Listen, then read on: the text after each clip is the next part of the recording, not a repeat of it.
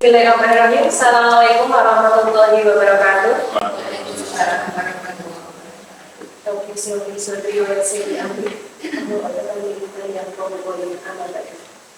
Kepala Sekolah SMP Negeri 1 Mojo Tengah yang terhormat, Bapak Ibu Guru beserta staf karyawan tata usaha SMP Negeri 1 Mojo Tengah yang saya hormati pula. Yang pertama dan yang paling utama, marilah selalu kita memanjatkan puji syukur kehadirat Allah Subhanahu wa Ta'ala yang telah mempertemukan kita pada hari ini dalam acara diseminasi budaya positif tanpa halangan suatu apapun. Salawat beserta salam marilah selalu kita haturkan kepada junjungan kita Nabi Agung Muhammad yang insya Allah akan memberikan kita syafaat pada yaumul akhir nanti. Bapak Ibu yang berbahagia, sebelum acara diseminasi budaya positif oleh Ibu Setia Puji Rahayu dimulai, perkenalkanlah saya membacakan susunan pada hari ini. Acara yang pertama, pembukaan. Acara yang kedua, menyanyikan lagu Indonesia Raya. Acara yang ketiga, sambutan kepala sekolah. Dilanjutkan pemaparan materi serta tanya jawab, dan yang terakhir adalah penutup. Bapak Ibu yang berbahagia, marilah acara diseminasi budaya positif oleh Ibu Setia Puji Rahayu kita buka bersama dengan bacaan basmalah. Acara yang kedua, menyanyikan lagu Indonesia Raya. Hadirin dimohon berdiri.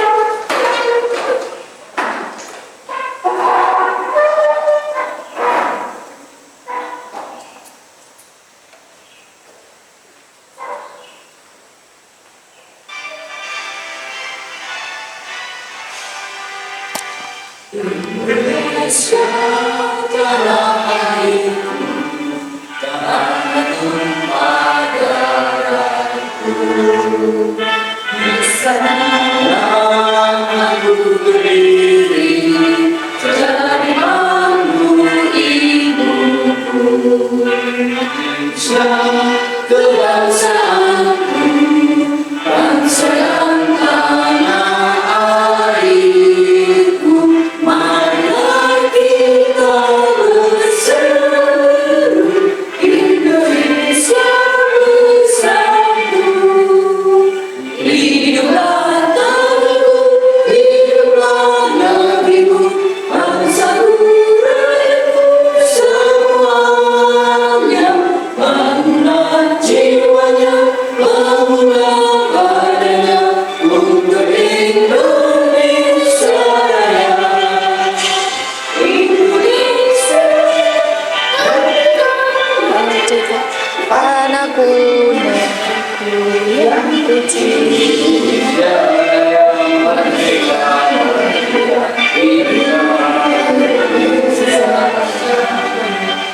Indonesia Raya. Merdeka, merdeka, tanahku, negeriku yang kucinta. Indonesia Raya. Merdeka, merdeka, hiduplah Indonesia.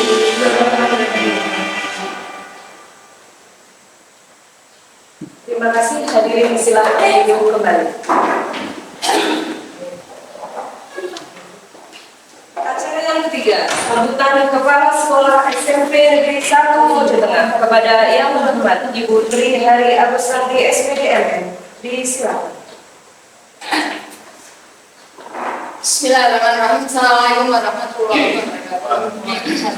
Salam sejahtera bagi kita semua yang saya hormati para sumber diseminasi hari ini, khususnya Bapak Ibu guru karyawan SMP 1 Mojo Tengah yang berbahagia. Alhamdulillah kita bersyukur hari ini kita sehat, sempat, dan mudah-mudahan Allah terus meridhoi langkah kita. Bapak Ibu, saya ucapkan terima kasih untuk pagi ini. Alhamdulillah Bapak Ibu siap mengikuti diseminasi untuk budaya positif yang akan disampaikan oleh Bu Setia. Monggo imbas yang akan disampaikan oleh Bu Setia ini tidak hanya sekedar imbas tetapi nanti bisa direalisasi. Kita bareng-bareng bisa melaksanakan budaya positif tersebut dalam pelayanan anak. Karena itu silakan untuk diikuti dengan baik, dengan maksimal, supaya kita bisa mendapatkan ilmu yang sesuai dengan harapan, bisa manfaat dunia dan akhirat. Terima kasih. Saya akhiri. Assalamualaikum warahmatullahi wabarakatuh. Waalaikumsalam warahmatullahi wabarakatuh. Acara yang keempat, pemaparan materi diseminasi budaya positif yang akan disampaikan oleh Ibu Setia Puji Rahayu. Kepadanya disilakan.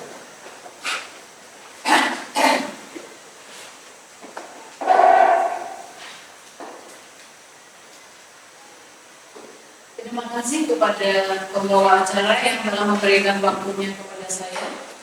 Sebelumnya, Assalamualaikum warahmatullahi wabarakatuh. Alhamdulillahilladzi binikmatihi tatimmus sholihat. Segala puji bagi Allah atas segala karunia-Nya, segala kebaikan menjadi sempurna.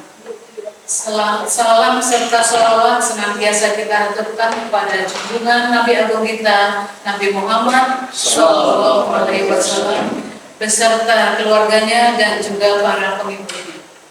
Yang terhormat Kepala SMP Negeri 1 Mojo Tengah, yang kami hormati Bapak Ibu peserta diseminasi budaya positif yang telah bersedia menerima undangan saya untuk hadir pada kesempatan kali ini. Marilah terlebih dahulu dan senantiasa kita panjatkan puji syukur kita atas kehadiran Allah Subhanahu wa taala yang telah memberikan rahmat, hidayah beserta karunia-Nya kepada kita semua, sehingga pada kesempatan kali ini kita semua dapat melaksanakan acara diseminasi budaya positif tanpa halangan suatu apapun.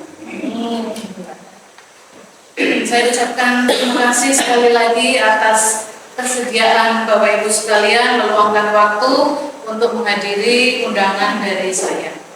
Baik Bapak Ibu sekalian, kita berkumpul di sini akan melaksanakan diseminasi budaya positif. Ini merupakan salah satu tugas dari saya khususnya sebagai calon guru penggerak angkatan 9.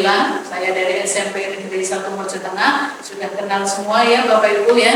Saya Setia Puji Rahayu, biasa dipanggil Bu Setia ya. Ini akan menyampaikan budaya positif ya. Ini yang merupakan salah satu tugas dari calon guru penggerak. Kemudian untuk fasilitator saya, mungkin Bapak Ibu perlu ketahui, ini Bapak Wawan Kurniawan, beliau guru SMK dari daerah Batam, jadi di luar pulau ya. Kita ketemunya bertatap maya. Kemudian untuk pengajar praktiknya atau PP-nya ini Ibu Suroton Hasanah, beliau adalah PP yang hebat luar biasa, seorang editor begitu detailnya dengan tulisan-tulisan ya. Kalau Bapak Ibu nanti mau mencari ilmu bagaimana menjadi seorang editor, bisa menghubungi beliau. Beliau adalah Kepala SD Negeri Garum. Ya. Ini ada pertanyaan pemantik dulu untuk disimak Bapak Ibu sekalian. Apa yang terlintas di benak Bapak Ibu sekalian ketika mendengar kata disiplin? Sebelum saya mulai memaparkan materi saya, ini ada pertanyaan pemantik dulu. Oke, Bapak Ibu bisa memberikan pendapatnya. Patuh, ya, disiplin patuh, disiplin patuh. Oke, apa lagi? Taat, tertib, aturan.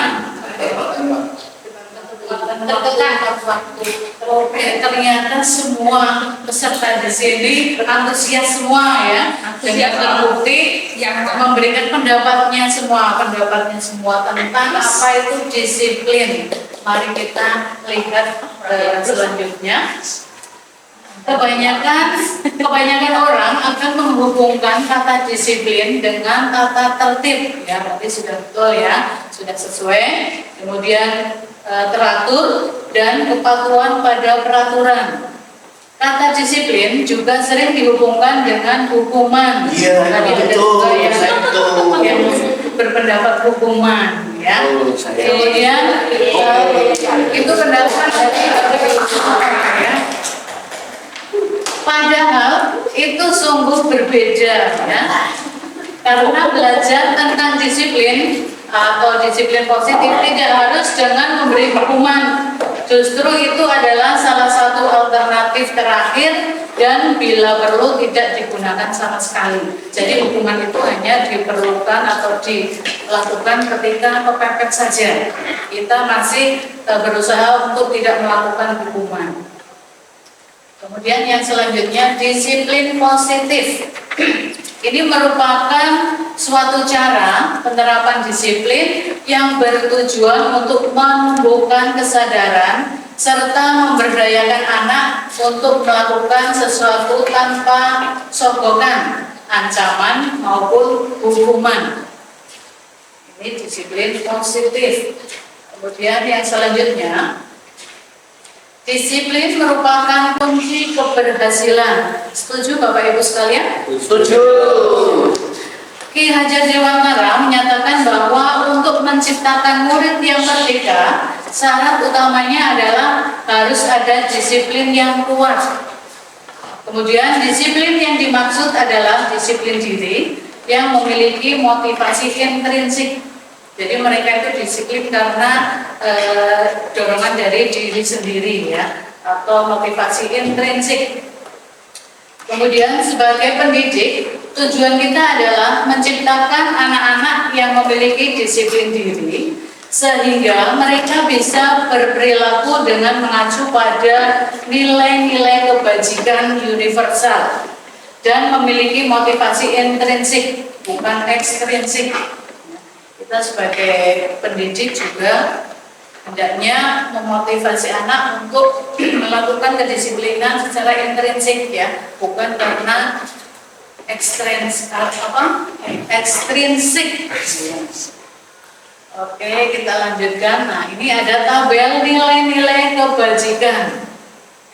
Ya, ini ada kecil sekali tulisannya. Peduli, terus terangan, kebersihan, ya, ada rapi, ada Belas kasih. semangat.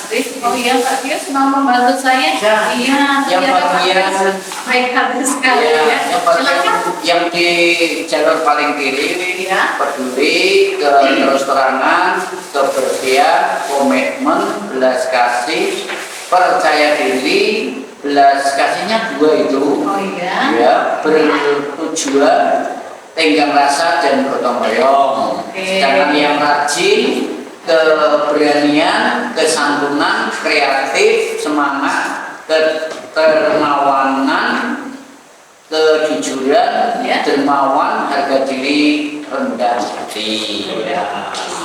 Itu integritas, kebahagiaan, keadilan, baik hati, Ya. kesetiaan, berprinsip, bersahaja, keteraturan, keutamaan, keteguhan hati. Oke. Yang paling kanan rasa hormat, tanggung jawab, pengabdian, bijaksana, bersyukur, toleransi, percaya, lurus hati, ketegasan, dan pengertian. Oke, tepuk tangan dulu untuk menjadi sukarelawan membaca lagi tabel nilai-nilai kebajikan. Kira-kira sudah diterapkan belum ya Bapak Ibu? Ya, sebagian sudah, ada yang belum. Oke, kita sedang berproses menuju yang lebih baik lagi. Selanjutnya, yang pertama ada teori kontrol. Apa itu teori kontrol? Mari kita saksikan bersama. Ya, teori kontrol ini antara disiplin dan kontrol ya. Ayo lakukan kegiatan, coba lakukan. Bapak Ibu, kali ini biar tidak tegang, biar kita semakin bersemangat, kita akan melakukan kegiatan, ayo lakukan kegiatan coba lakukan, ya. Gimana nanti? Nah, Bapak Ibu akan saling berpasangan, ya. Pak Arif dengar berpasangan langsung semangat. Ya, kita akan berpasangan di mana satu orang akan menjadi A dan yang satunya akan menjadi B. Nanti akan bergantian. Yang A pertama akan menggenggamkan tangan dulu, ya. Jadi tangannya digenggamkan seolah kita sambil membayangkan di dalam tangan kita itu ada sesuatu yang sangat berharga bagi hidup Bapak Ibu sekalian, ya. Kemudian si B akan menggoda bagaimana caranya biar si A bisa melepaskan genggamannya. Ya. Nanti si A apakah tetap bertahan dengan kepalanya merahasiakan sesuatu yang berharga yang disimpan di genggaman tangannya, ataukah bisa dibuka? Sudah paham Bapak Ibu caranya? Nanti kalau sudah si A sudah selesai, kita gantian B yang berperan sebagai A, bagian yang mengepalkan tangan. Oke, Bapak Ibu bisa berhadapan untuk satu dulu, yang mengepalkan, yang satu yang B yang menggoda untuk melepaskan genggamannya.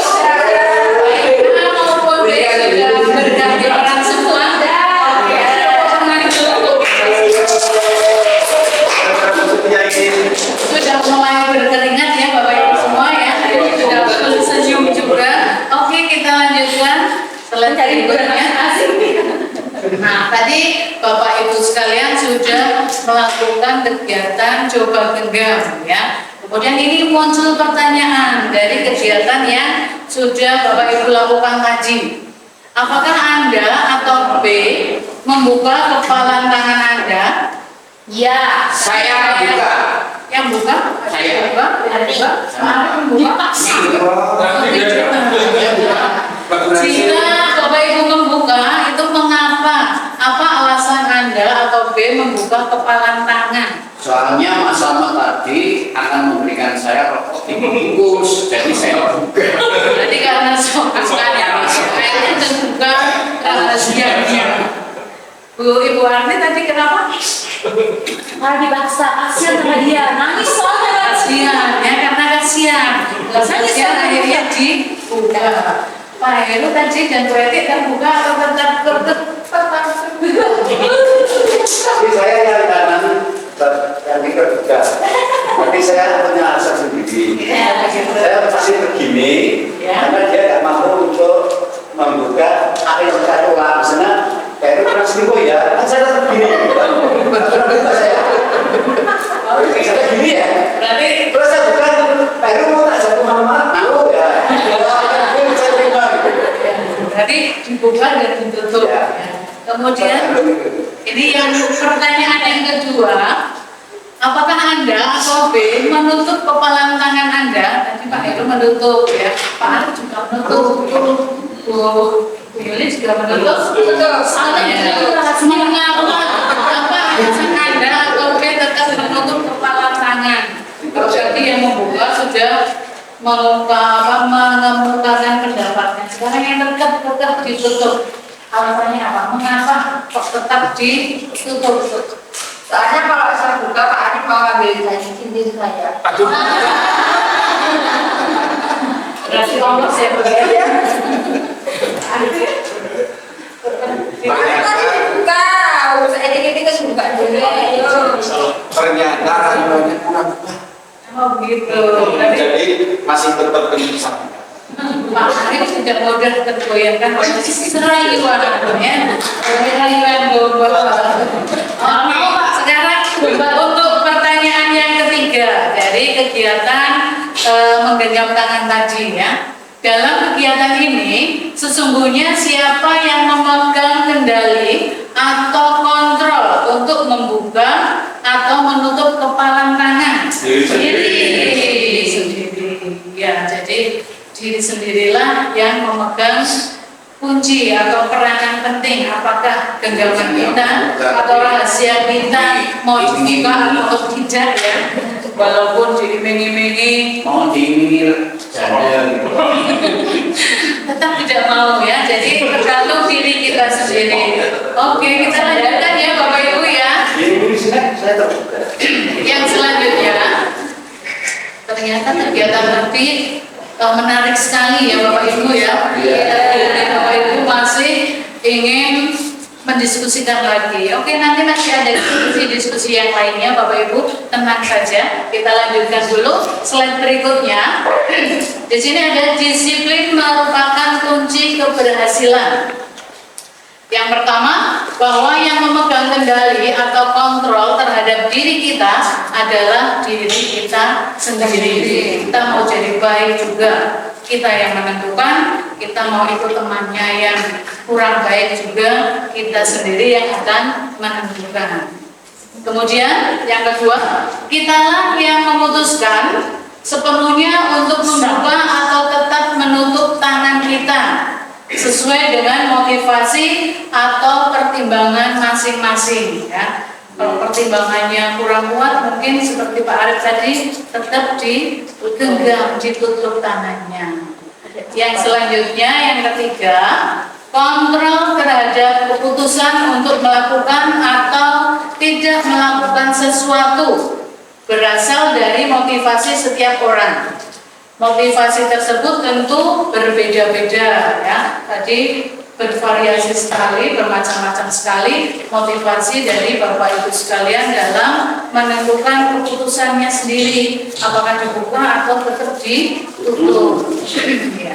Kemudian yang selanjutnya, maka dalam penerapan kedisiplinan perlu memperhatikan motivasi individu terlebih dahulu. Jadi dari diri kita sendiri dulu ya. Kemudian yang selanjutnya, yang kedua ada teori motivasi atau perilaku. Ada yang pernah dengan teori ini Bapak Ibu? Harus saja cerdas berarti ya. Nah, literasinya bagus ya, karena itu saya beri pertanyaan langsung sudah mendengar, baru saja. Oke, ya. Kita lihat selanjutnya. Mari kita berefleksi. Mengapa kita melakukan segala sesuatu? Apakah kita melakukan sesuatu karena adanya dorongan dari lingkungan? Atau ada dorongan yang lain? Terkadang kita melakukan sesuatu karena kita menghindari rasa sakit atau tidak nyaman.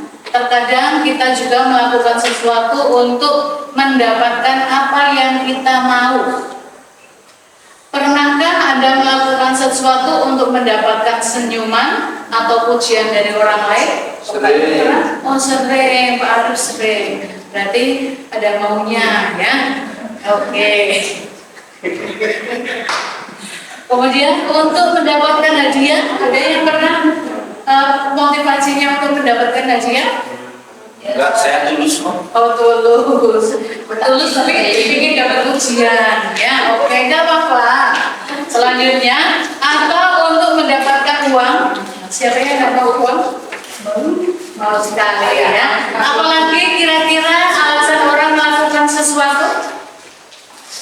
Bapak Ibu, untuk melakukan terdesak akhirnya kewajiban. Banyak sekali ya pendapat dari Bapak Ibu sekalian. Mari kita lanjutkan slide selanjutnya.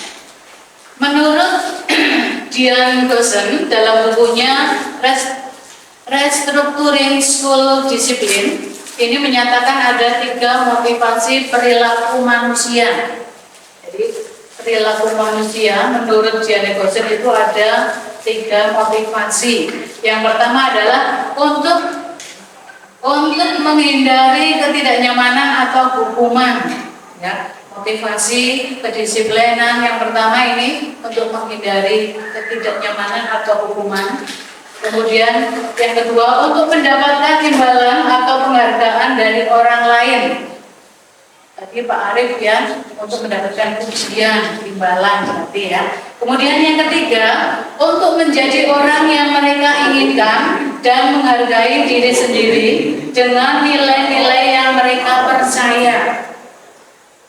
Kemudian yang selanjutnya, untuk menghindari ketidaknyamanan atau hukuman, maka yang perlu dilakukan ini merupakan tingkat terendah dari motivasi perilaku manusia. Jadi ada golongannya ya.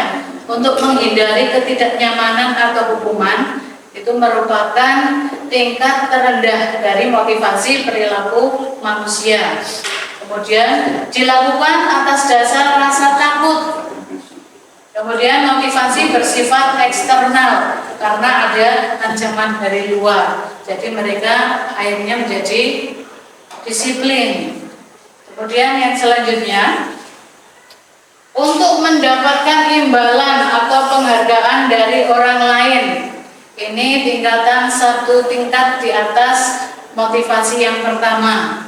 Kemudian motivasi bersifat eksternal. Masih sama seperti motivasi yang pertama, motivasinya masih bersifat eksternal. Kemudian yang selanjutnya, untuk menjadi orang yang mereka inginkan dan menghargai diri sendiri dengan nilai-nilai yang mereka percaya. Nah ini tingkatannya sudah tertinggi.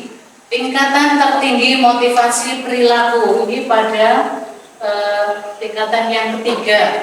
Kemudian membuat seseorang memilih disiplin positif. Kemudian motivasi bersifat internal. Ini sudah mulai muncul motivasi dalam diri, motivasi yang bersifat internal. Selanjutnya, yang ketiga, hukuman, konsekuensi, dan restitusi. Pernah mendengar juga Bapak Ibu? Pernah barusan jauh. Oke, pintar-pintar semua ya. Guru SMP, guru karyawan SMP 1 Mojokerto memang oke semua ya. Terbukti baru didiseminasikan sudah langsung tahu semua. Ya kita lihat keterangan untuk hukuman, konsekuensi, dan restitusi. Apa itu? Hukuman ini bersifat, salah pencet. Hukuman bersifat tidak terencana atau tiba-tiba. Ya. Mungkin Bapak Ibu pernah menerapkannya dalam pembelajaran di kelas. Ya. Kemudian murid tidak tahu apa yang akan terjadi dan tidak dilibatkan. Kemudian bersifat satu arah. Jadi murid tidak tahu, yang menentukan adalah gurunya. Kemudian hukuman adalah tanpa melalui suatu kesepakatan. Tiba-tiba sudah ada peraturannya, ya ada hukumannya. Kemudian murid dibuat tidak nyaman untuk jangka waktu lama. Kemudian yang terakhir, hukuman yang terakhir ini merupakan konsep diri yang buruk. Ini merupakan identitas yang gagal. Ya. untuk hukuman. Yang selanjutnya adalah konsekuensi. Sudah terencana, ini berbeda dengan hukuman ya. Kalau konsekuensi sudah terencana, kemudian disepakati oleh guru dan murid. Ada kesepakatan bersama, murid dan guru memberikan kesepakatan yang nantinya akan menjadi sebuah konsekuensi. Kemudian murid mengetahui bentuk konsekuensi dari setiap pelanggaran.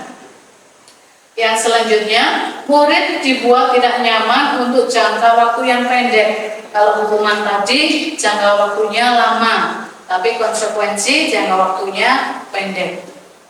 Yang selanjutnya didasarkan pada data yang dapat terukur. Misal setelah 3 kali terlambat, ya, ini baru ada konsekuensinya. Nah, ini merupakan konsep diri yang baik atau identitas sukses disiplin. Kemudian yang selanjutnya adalah restitusi. Restitusi adalah proses menciptakan kondisi bagi murid untuk memperbaiki kesalahan mereka sehingga mereka bisa kembali pada kelompok mereka dengan karakter yang lebih kuat. Ini menurut Bosan tahun 2004. Selanjutnya restitusi bersifat pilihan, kemudian masalahnya terpecahkan, korban mendapatkan ganti, murid mendapatkan penguatan, kemudian konsep diri yang kuat. Ini merupakan identitas sukses disiplin. Jadi konsekuensi dan restitusi ini merupakan identitas sukses disiplin. Sementara untuk hukuman ini identitas yang gagal. Kemudian selanjutnya, nah ini ada pertanyaan lagi. Mari Bapak Ibu kita simak teks yang di depan. Ini saya akan kita sama-sama saya tidak akan bertanya kepada Bapak Ibu, tapi kita sama-sama mereview ya. Apakah tindakan guru ini merupakan hukuman atau konsekuensi ya. Untuk yang pertama, mencatat 100 kali di dalam buku kalimat saya tidak akan terlambat lagi karena terlambat ke sekolah. Apakah ini merupakan hukuman atau konsekuensi? Hukuman. Kalau sudah ada kesepakatan, mari kita cek bersama Bapak Ibu. Hukuman, betul sekali. Kenapa bukan Ya. konsekuensi? Kalau misalnya dia sudah ada kesepakatan gitu? Ini lebih pada hukum anak. Biasanya konsekuensi kalau mencatat 100 kali tentunya anak tidak akan sepakat. Jarang sekali anak yang ketika kita memberikan kesepakatan kelas, membuat kesepakatan kelas, setuju menuliskan 100 kali di dalam bukunya ya. Sepertinya saya belum pernah menjumpai kesepakatan yang seperti ini. Jadi ini masuk pada hukuman. Ya begitu Ibu Arni, bisa diterima? Oke. Yang kedua, lari mengelilingi lapangan basket 2 kali karena terlambat hadir di sekolah. Apakah hukuman atau konsekuensi? Hukuman. Hukuman. Yang lain? Hukuman juga. Mari kita cek. Ada yang hukuman, ada yang konsekuensi. Mari kita cek bersama. Itu hukuman. Hukuman. Ya ternyata hukuman. Selanjutnya pertanyaan atau tindakan guru yang selanjutnya, membersihkan coretan yang dibuatnya di meja tulis. Apakah hukuman? Konsekuensi. Sepertinya betul, tapi kita cek dulu. Mari Bapak Ibu. Kita lanjutkan lagi untuk tindakan guru yang selanjutnya. Murid diminta untuk push up 15 kali karena tidak menggunakan masker ke sekolah. Hukuman. Oke, kita cek lagi. Oke, betul lagi Bapak Ibu, hukuman. Yang selanjutnya, tindakan guru yang selanjutnya, Menggantikan kertas tugas teman yang telah dicoret-coret. Konsekuensi. Kita cek, teret. Konsekuensi ternyata betul lagi. Pinter-pinter ya, lama-lama ya. Oke, lanjutkan ya. Tindakan guru yang selanjutnya berjemur di lapangan basket pukul 12.00 siang karena mengobrol dengan teman. Hukuman. Kita lihat betul sekali. Oke, kita lanjutkan. Masih ada simulasi lagi. Tindakan guru yang selanjutnya, murid diminta bertelanjang kaki sepanjang hari karena tidak menggunakan sepatu warna hitam sesuai peraturan sekolah. Ya, oke. Saya belum selesai membaca sudah langsung jawab. Karena bisa membaca, Bu. Sekali, ya. Kita cek hukuman. Oke. Selanjutnya, tindakan guru yang selanjutnya, berdiri di depan kelas sambil mengangkat kaki satu karena tidak bisa menjawab pertanyaan. Hukuman. Oke, hukuman lagi. Ada Bapak Ibu di sini yang suka melakukan ini, tindakan ini? Tidak ada. Iya, sudah. Karena Bapak Ibu Dan isi pernah hatinya kan? oke, jangan dulu saya pernah. Kalau inisial saja. Oke, kita lanjutkan Bapak Ibu. Untuk tindakan guru yang selanjutnya, membersihkan tumpahan air di meja tulis karena tersenggol pada saat belajar. Konsekuensi. Oke, ternyata hebat, betul-betul hebat. Kita lanjut untuk tindakan guru yang selanjutnya. Kehilangan 10 menit jam istirahat untuk mengerjakan tugas karena terlambat datang dan tertinggal pelajaran. Apakah hukuman atau konsekuensi? Konsekuensi. Teret, kita lihat bersama. Konsekuensi. Oke, pintar sekali Bapak Ibu. Kita lihat dulu masih ada atau tidak untuk, oh ternyata masih ada 3 lagi. Banyak ya tes Bapak Ibu sekalian. Apakah betul-betul TOP atau lupa? Ya, kita lanjutkan. Terlambat hadir di pembelajaran daring 15 menit dan diminta untuk tinggal 15 menit sesudah kelas usai untuk membahas ketertinggalan pembelajaran. Hukuman. Semakin kesini tindakan gurunya semakin membutuhkan pengawalannya. Terbukti ada yang hukuman, ada yang konsekuensi. Oke, kita cek bersama Bapak Ibu. Konsekuensi. Yang jawabannya konsekuensi nanti ada hadiah dari lewat transfer. Yakin janji gue. Tindakan guru yang selanjutnya, lari mengelilingi lapangan basket 2 kali karena terlambat 10 menit untuk pelajaran PJOK. Konsekuensi. Konsekuensi. Ulangi, oke. Saya ulangi sekali lagi untuk tindakan guru, ya. Lari mengelilingi lapangan basket 12 kali karena terlambat 10 menit pada pelajaran PJOK. Meriah sekali. Pelajaran kita kali ini ada yang notat konsekuensi, ada yang notat hukuman. Oke, kita ini sudah ada uji nyalinya untuk tabel ini. Jadi kita cek saja keluar ya. Oke, kita cek dulu apakah hukuman atau konsekuensi? Ada Boleh aku dapat hadiah kapur Yang jawabannya masih salah, tenang saja. Kita masih ada 1 pertanyaan lagi. Semoga beruntung di pertanyaan yang terakhir. Tindakan guru yang selanjutnya, membersihkan WC sekolah karena mematahkan pensil kawannya. Yeay. Nggak nyambung. masih gantung dengan jawaban konsekuensi ya pada tindakan guru lari mengelilingi lapangan basket 2 kali karena terlambat 10 menit untuk pelajaran PJOK. Jadi di sini adalah konsekuensi karena pelajarannya di sini adalah pelajaran PJOK. Jadi kalau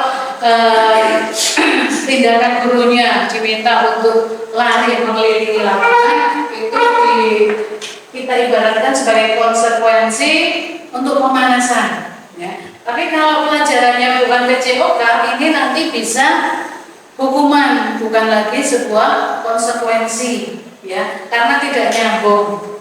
Ya. Tapi kalau PJOK itu kan di lapangan kita pelajarannya dengan fisik, mungkin lari atau yang lainnya, itu bisa pemanasannya dengan lari mengelilingi lapangan. Begitu Pak Heru bisa jelaskan PJOK materi apa? Kalau matanya belum habis, kirim lapangan beberapa kali akan bulan itu gimana?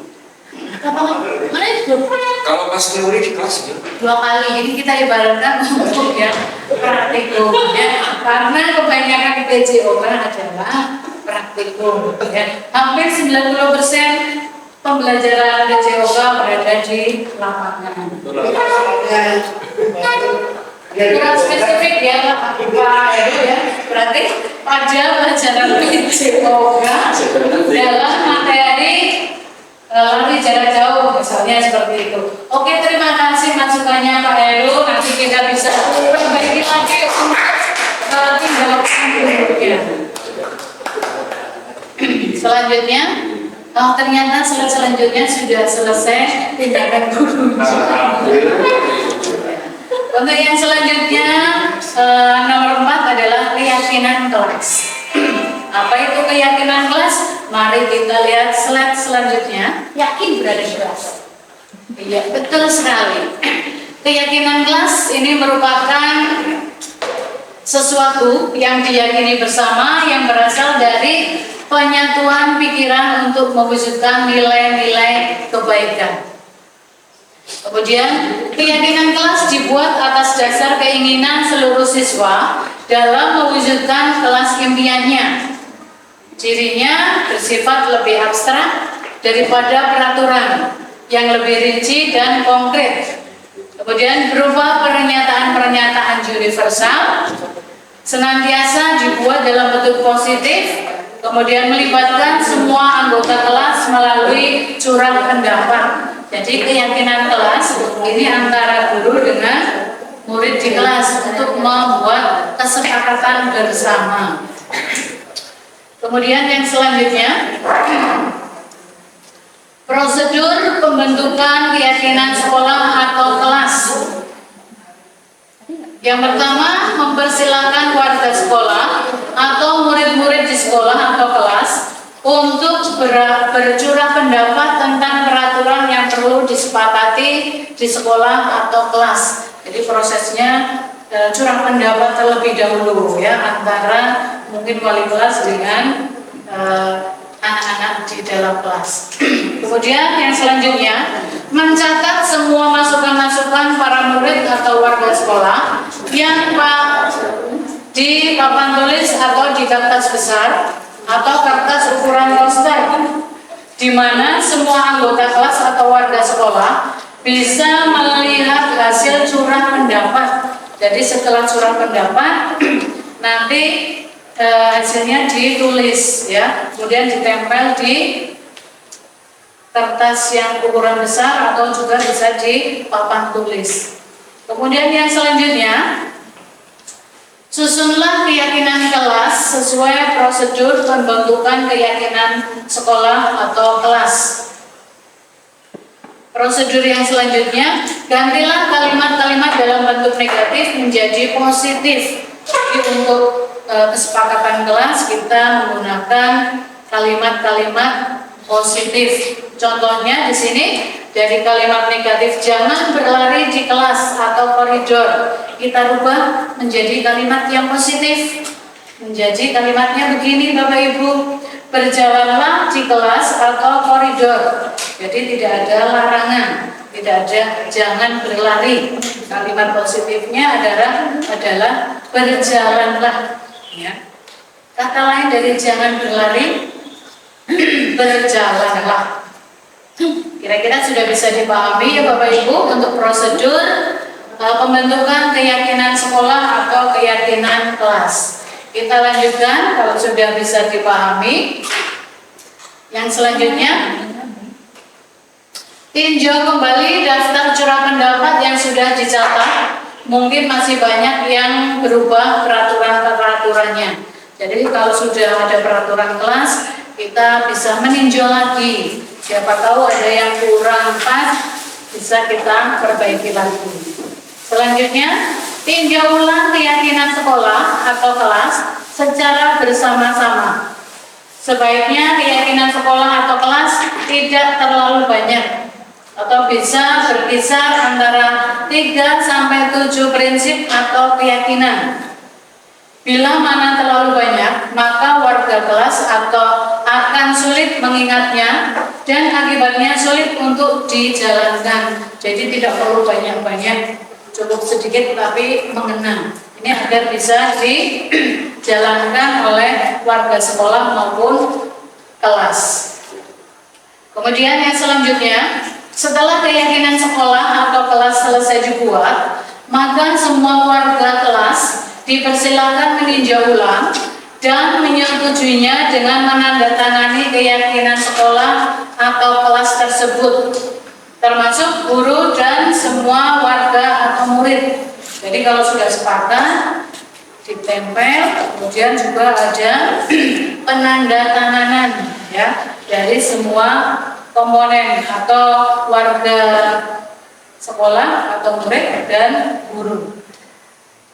Kemudian prosedur yang selanjutnya, keyakinan sekolah atau kelas selanjutnya bisa diletakkan di dinding kelas di tempat yang mudah dilihat semua warga kelas. Jadi kesepakatan ditempel di kelas, tidak disimpan, karena kalau disimpan nanti lupa. Yang sudah ditempel saja kadang masih lupa. Ya, jadi jangan lupa Bapak Ibu wali kelas kalau sudah membuat kesepakatan kelas untuk ditempel di mungkin dekat pintu yang mudah terlihat oleh semua warga kelas.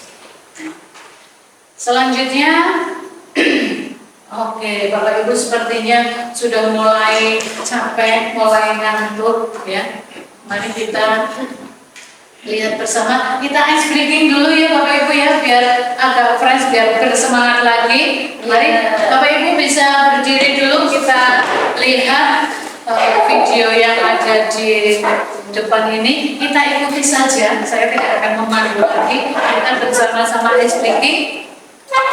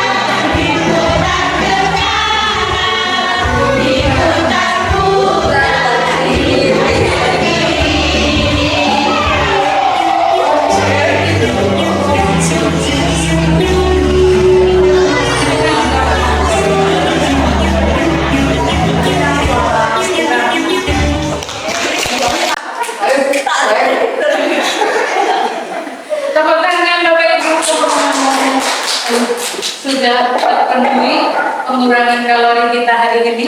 Ya. Ya. Generally speaking, kalori kita juga sudah berkurang. Terima kasih sekali Bapak Ibu. Saya yang di depan juga ikut mas-masan juga. Semakin konsentrasi ya Bapak Ibu ya, sudah SBG. Iya. Yang kelima, ini kebutuhan dasar manusia. Apa itu kebutuhan dasar manusia? Mari kita lihat bersama-sama. Kebutuhan dasar manusia ini ada 5. Yang pertama adalah bertahan hidup. Kemudian ada kesenangan, kebebasan, kasih sayang dan rasa diterima. Dan yang kelima adalah penguasaan. Apa itu semuanya kebutuhan dasar manusia? Mari kita lihat juga di slide selanjutnya.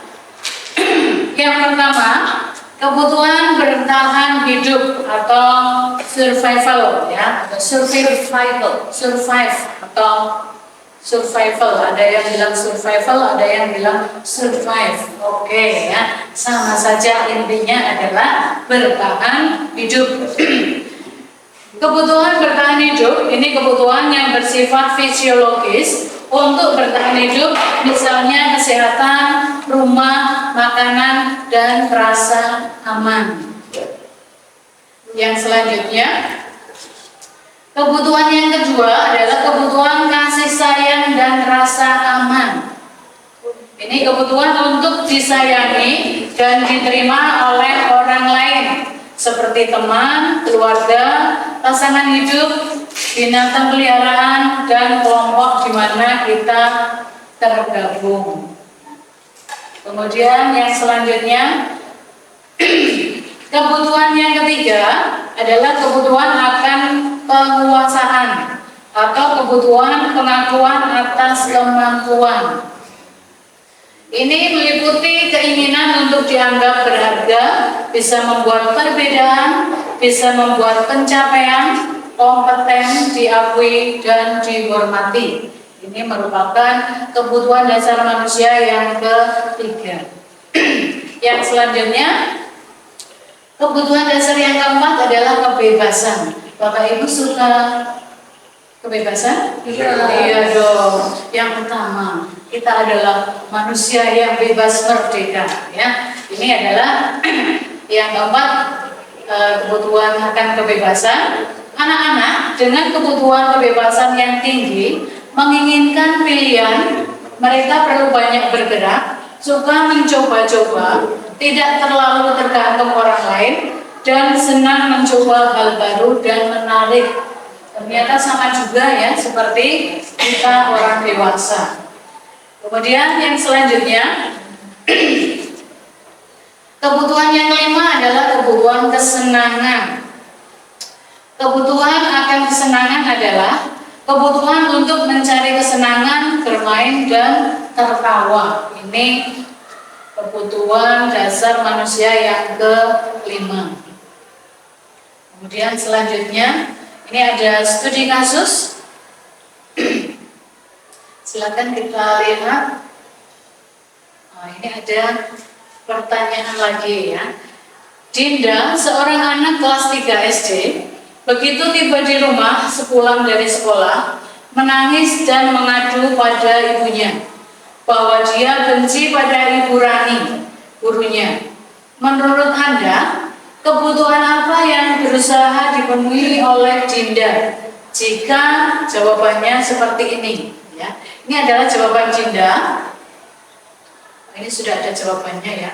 Ibu guru bilang, aku tidak boleh bersenandung sewaktu mengerjakan tugas. Katanya kelas harus tenang, tidak ada suara, kan ganggu, kan nggak seru jadinya. Ini merupakan kebutuhan kesenangan. Karena Dinda dalam belajar sambil bersenandung atau bahasanya kita apa? Renggang-renggang nyanyi ya. Ini uro-uro ya, itu bahasa Jawanya uro-uro. Ini merupakan kebutuhan kesenangan. Kemudian jawaban Dinda, Ibu guru tidak menyapaku hari ini, padahal aku pakai jepit rambut baru. Ini termasuk kebutuhan kasih sayang dan rasa diterima.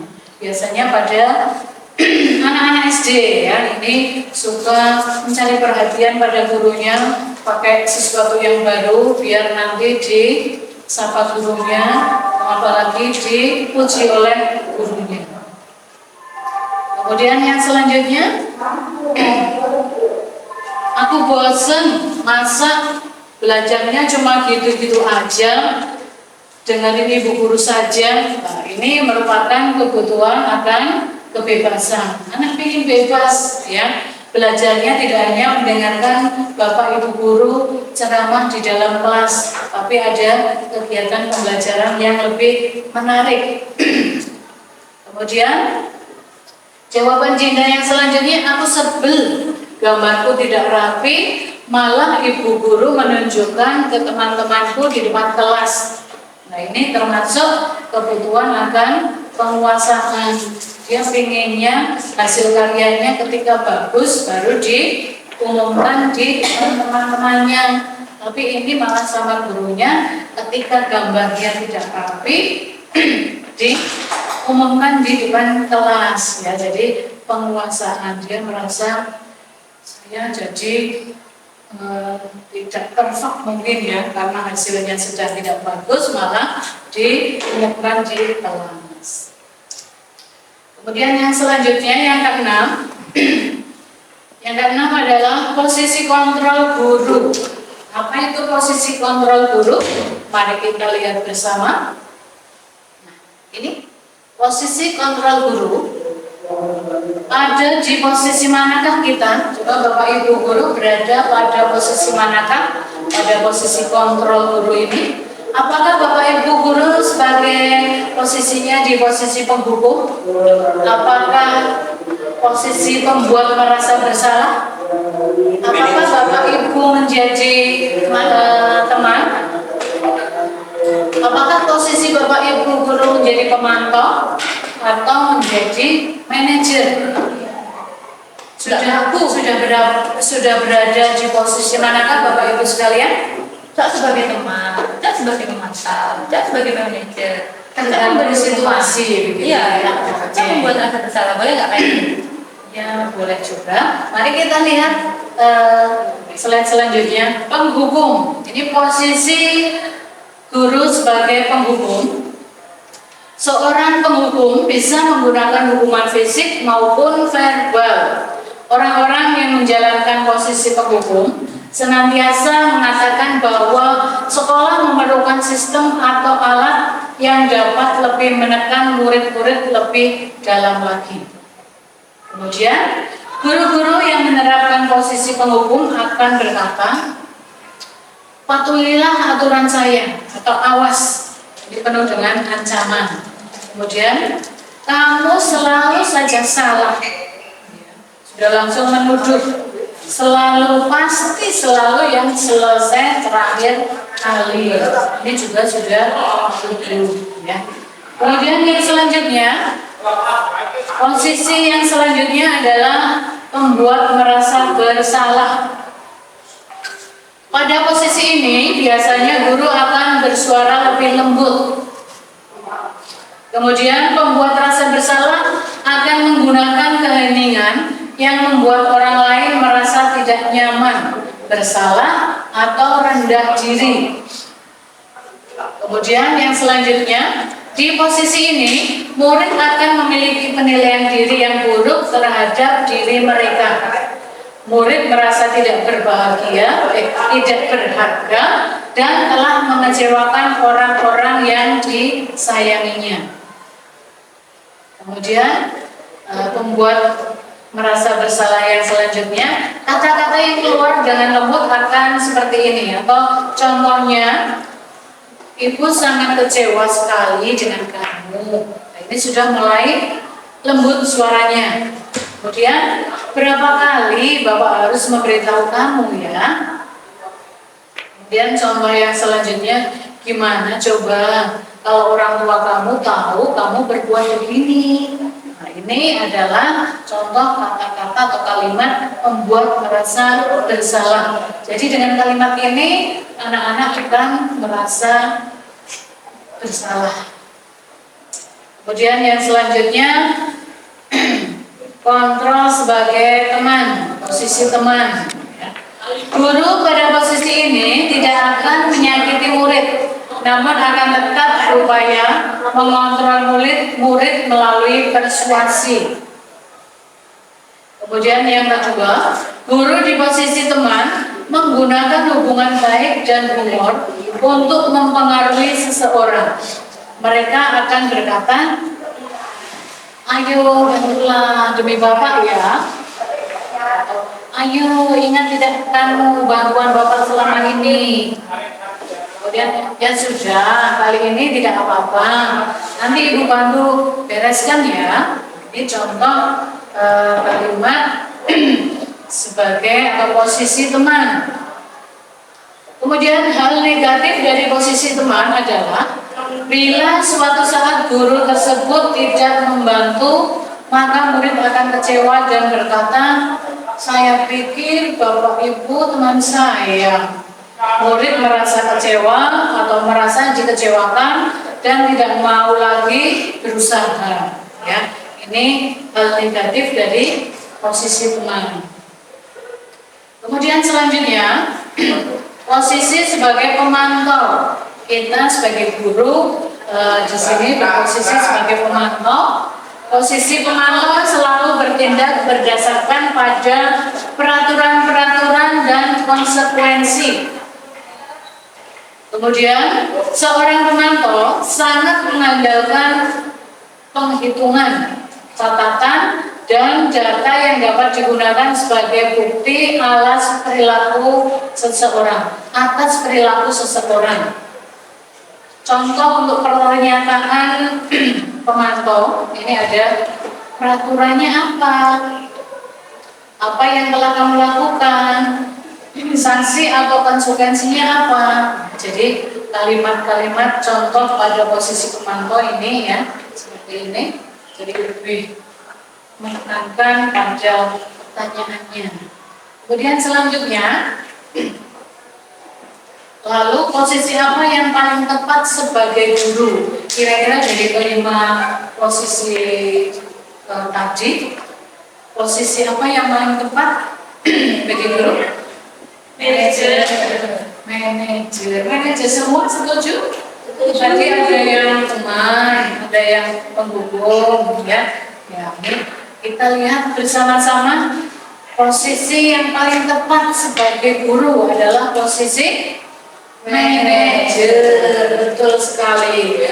Berarti Bapak Ibu ya, boleh tepuk tangan dulu Bapak Ibu.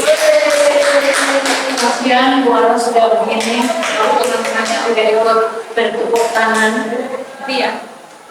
Jadi posisi manajer adalah posisi yang paling baik bagi seorang guru. Posisi manajer ini merupakan gabungan antara posisi teman dengan pemantau. Ya. Idealnya menjadi posisi manajer. Guru berkolaborasi dengan murid bagaimana memperbaiki kesalahan yang ada. Kemudian yang selanjutnya, guru mempersilahkan murid mempertanggungjawabkan perilakunya, mendukung murid agar dapat menemukan solusi atas permasalahannya sendiri.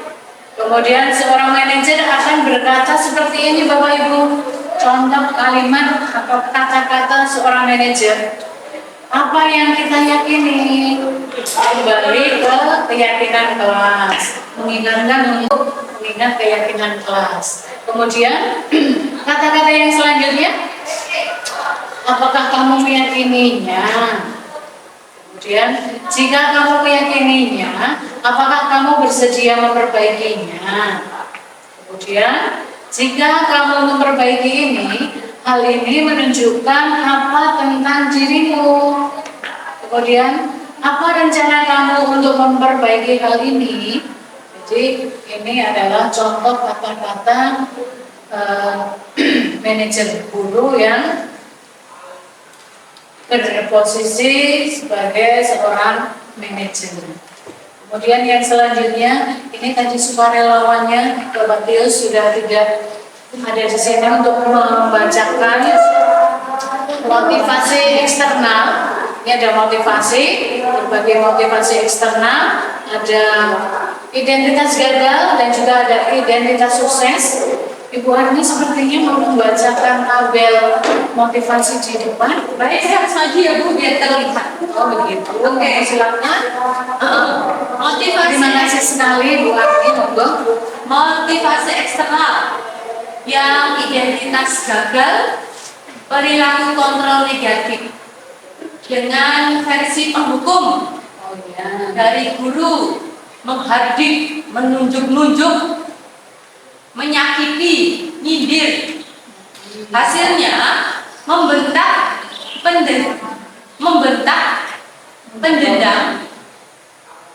Ya. pemberontak, pendendam, menyalahkan orang lain. Itu hasil dari anaknya akan seperti itu. Kemudian membuat rasa bersalah, guru dengan membuat rasa bersalah. Perbuatan guru berceramah, menunjukkan kekecewaan yang mendalam. Hasilnya anak akan menyembunyikan, menyangkal dan berbohong.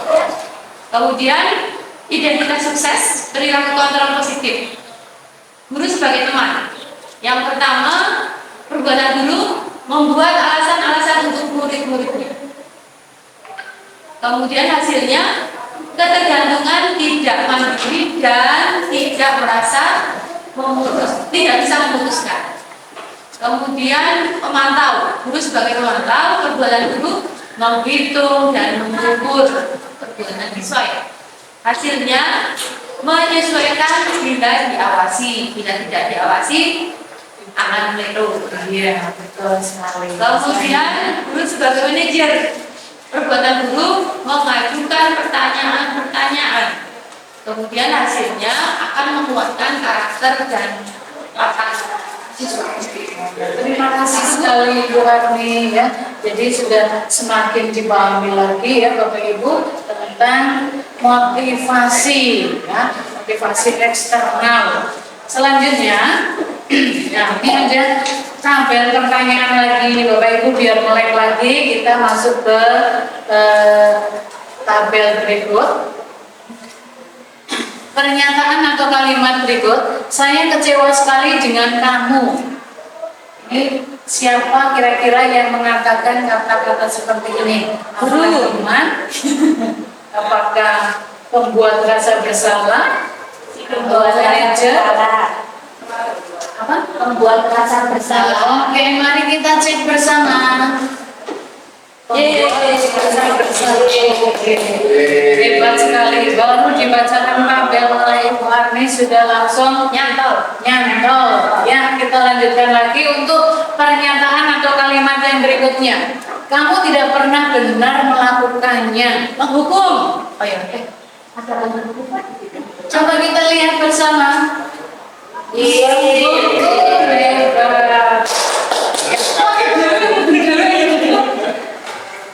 Yang selanjutnya, ayolah lakukan demi saya ya. Bukan manajer, ada yang teman? Demi saya kok. Demi saya. Kita cek bersama. Teman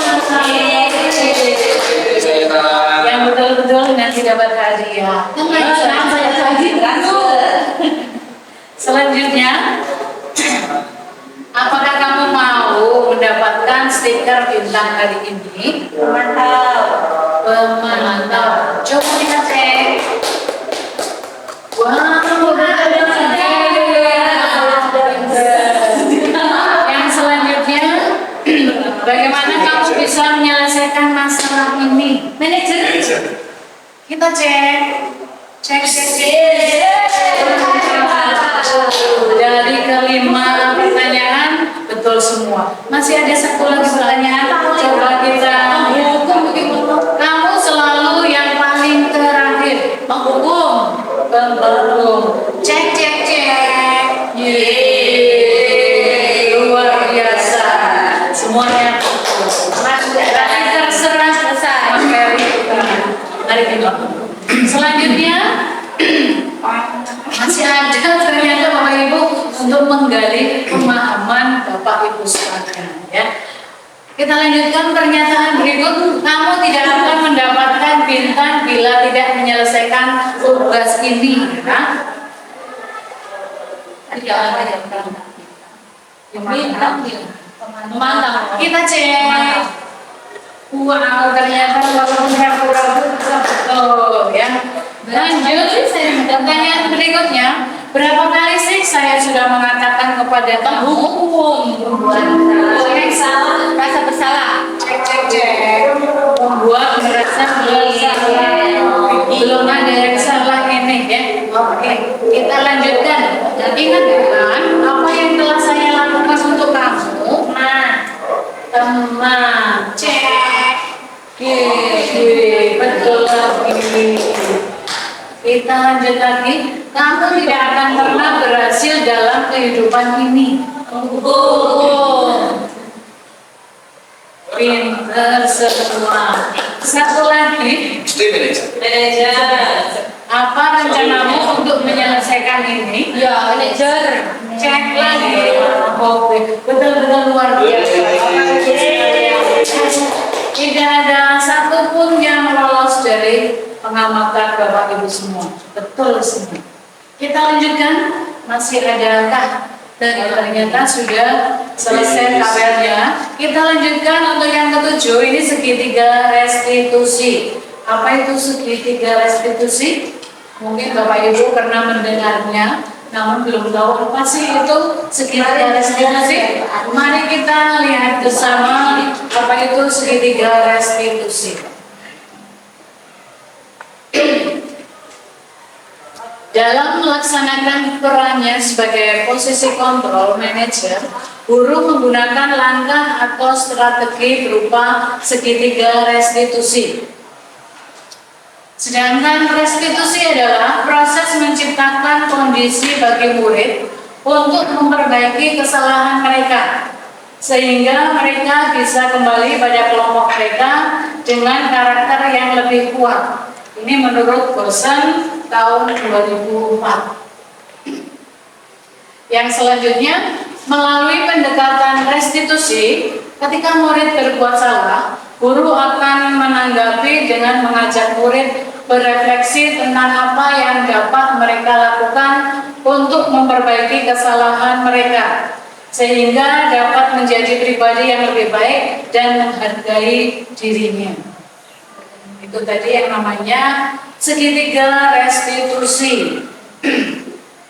Kemudian selanjutnya, langkah yang pertama untuk segitiga restitusi, menstabilkan identitas. Kemudian yang kedua, memvalidasi tindakan yang salah. Yang ketiga, menanyakan keyakinan.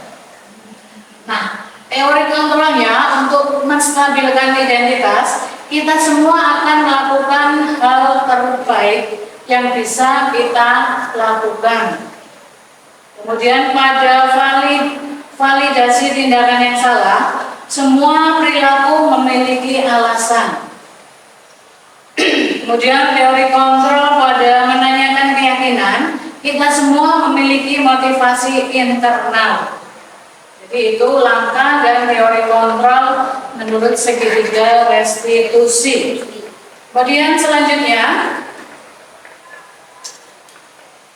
menstabilkan identitas.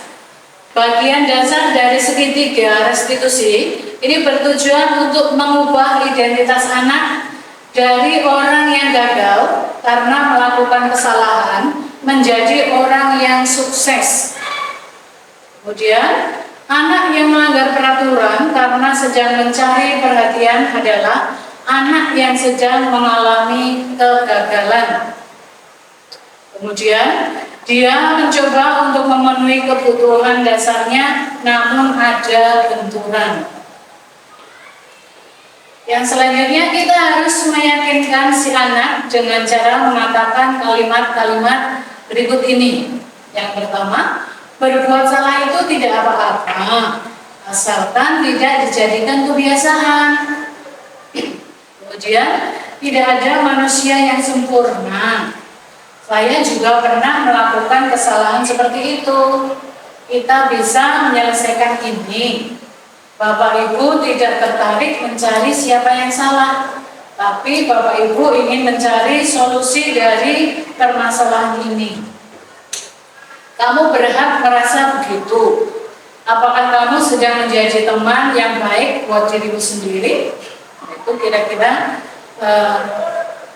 dari menstabilkan identitas. Kemudian yang selanjutnya, yang kedua adalah validasi tindakan yang salah.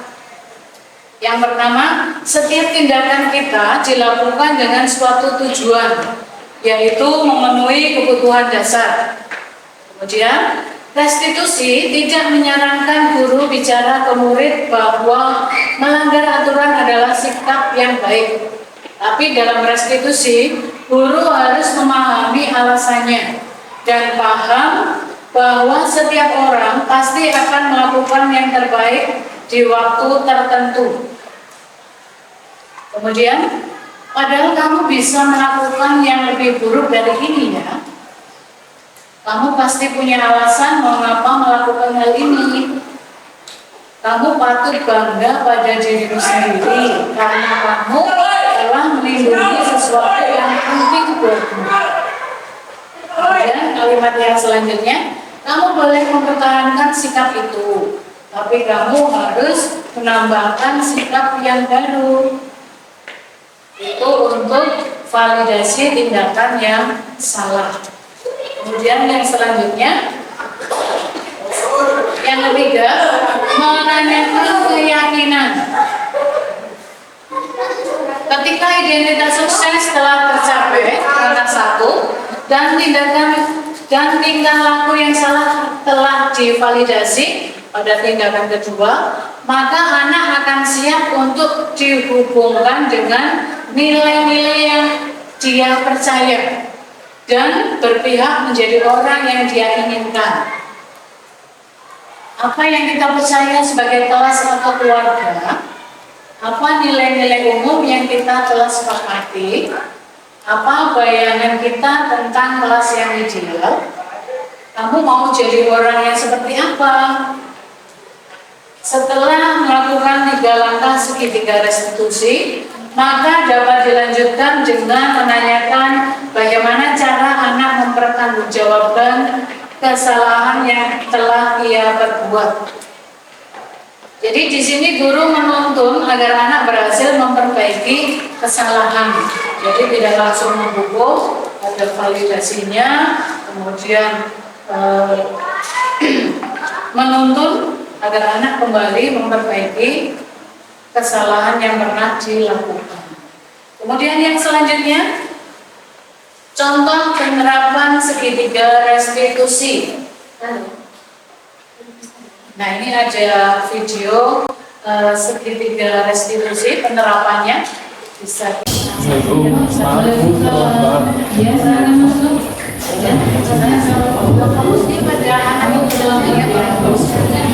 jangan pada yang menjelaskan di sini dulu karena di skip, yang fokusnya di sini saja. Kamu tahu kenapa ibu panggil di sini? Kamu tahu di sekolah kita masuknya jam berapa? Kamu berangkatnya tadi jam berapa? 7.20. Berarti kamu sudah terlambat 5 menit ya. Ya tidak apa-apa, namanya membuat kesalahan itu hal yang wajar, manusiawi jika kita sebagai manusia berbuat kesalahan. Di sini maksudnya tidak akan mencari kesalahan kamu, tapi untuk bersama-sama kita cari masalahnya, kita bicarakan bersama-sama agar kedepannya kamu tidak terlambat lagi. Kamu punya alasan mungkin kenapa berangkat sekolahnya terlambat?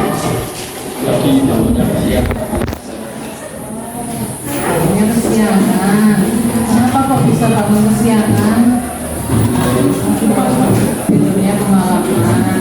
Ngapain aja? Jadi ini video penerapan segitiga restitusinya. Sudah tahu belum ini adalah pengumuman balik. Jadi setelah kita laksanakan sertifikat atau menerapkan sertifikat restitusi, kemudian kita juga meminta umpan balik dari murid tersebut. Ini umpan baliknya si Agung, murid saya Agung kelas 9D ini telah melakukan kesalahan berupa terlambat masuk sekolah selama 2 kali. Ya. Kemudian agar tidak terjadi kesalahan lagi, kita sudah menerapkan segitiga restitusi, kemudian juga sudah ada umpan balik dari murid tersebut. Ini yang ditunggu-tunggu Bapak Ibu sekalian. Demikian tadi Bapak Ibu sekalian materi atau pemaparan dari saya tentang budaya positif. Semoga dapat bermanfaat untuk Bapak Ibu sekalian, dapat membuka wawasan Bapak Ibu sekalian, tentunya menambah ilmu untuk Bapak Ibu sekalian yang tadinya belum tahu menjadi tahu, kemudian juga sudah pintar-pintar tadi sudah langsung diaplikasikan, sudah bisa menganalisa kasus. Demikian dari saya, banyak kekurangannya dalam saya menyampaikan materi. Saya mohon maaf yang sebesar-besarnya. Saya akhiri. Assalamualaikum warahmatullahi wabarakatuh. Waktu saya kembalikan kepada moderator. Terima kasih Bapak Ibu. Kita kasih aplaus yang meriah untuk luar biasa nih Bapak Ibu, penyampaian materi tentang disiplin positif yang telah disampaikan oleh Ibu Setia. Acara selanjutnya adalah tanya jawab. Monggo kepada Bapak Ibu, mungkin ada yang mau bertanya. Oke, silakan Bapak Arif. Oke, Bapak Heri, monggo. Oke, Mengapa seorang sering melakukan tindakan yang melanggar peraturan atau tata tertib sekolah? mau langsung dijawab atau sekalian jawab saja? Mohon maaf, saya sambil duduk ya Bapak Ibu, karena sampai Bapak Ibu. Terima kasih Bapak Arif atas pertanyaannya, bagus sekali pertanyaan yang telah disampaikan oleh Bapak Arif. Bapak Arif menanyakan mengapa seorang anak sering melakukan tindakan yang melanggar peraturan atau ketertiban. Nah, ini mengacu pada kebutuhan dasar manusia, ya. Jadi karena siswa ini dengan kebutuhan dasarnya, ini ada kebutuhan dasar bertahan hidup, penguasaan, kasih sayang, kesenangan, dan kebebasan. Jadi ingin bebas, ingin coba-coba, akhirnya melanggar peraturan. Ya, kembali lagi ke kebutuhan dasar manusia. Sudah cukup, Bapak Arif? Cukup Ibu. Terima Sudah kasih. puas Bapak Arif atas jawaban yang telah disampaikan oleh Ibu Setia? Terima kasih. Cukup Pak Arif. Bapak Ibu, terima kasih dari awal sampai akhir penyampaian materi disiplin positif yang telah disampaikan oleh Ibu Setia Puji-Rahayu. Sekali lagi kita kasih aplaus yang meriah. Terima kasih. Sampailah kita pada akhir acara. Marilah acara diseminasi disiplin positif yang disampaikan oleh Ibu Setia Puji-Rahayu kita akhiri dengan bacaan hamdalah bersama. Saya bila banyak kekurangannya mohon maaf. Bila taufiq wal hidayah. Assalamualaikum warahmatullahi wabarakatuh.